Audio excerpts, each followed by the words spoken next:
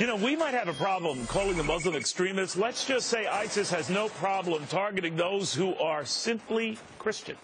Nearly 100 Christians just seized in Syria. 100. Today, Republican Senator Steve Daines asking Secretary of State John Kerry what he calls the guys seizing them. Look at this. Islamic extremists, Islamic radicals, Islamic fundamentalists be used to describe ISIS. Not all of them are. You got a lot of thrill seekers, you've got adventurers, you've got thugs, you've got a mix of opportunists. I don't know if the senator got his answer, but he's with us now. Senator, did you get your answer? I didn't, Neil. You even gave him a multiple choice. I never got that. Well, I think the lack of strategy and lack of moral clarity of this administration was on full display today in that hearing. This is a president that called ISIS the JV team a little over a year ago. This is a president that touted Yemen as a success story in our counterterrorism efforts back in September, and now Yemen has fallen to the Houthis.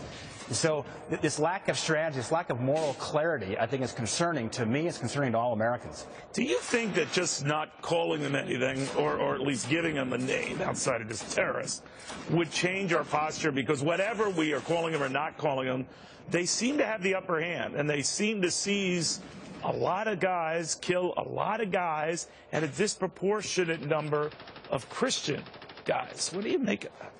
Well, here's the problem. Leadership starts at the top. And we saw what happened here recently with the State Department spokeswoman who talked about that, the answer is job fairs, the answer is changing the economic opportunities in the Middle East, is send more community organizers over to the Middle East, we're going to solve this problem, it's a governance issue.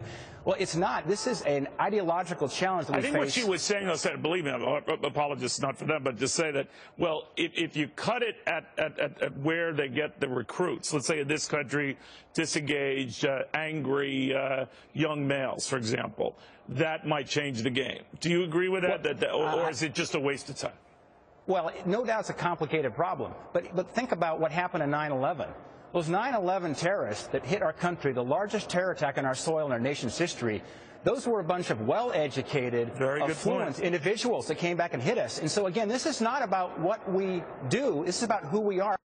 And it's so important. If we're going to win with a strategy, it starts with clearly defining the enemy. Real quickly, sir, it looks like ISIS could be very close to taking Libya. That's a game changer, don't you think? That's a huge game changer.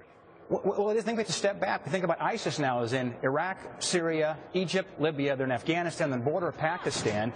You step and look at Boko Haram, which is in Nigeria, en route now to Chad.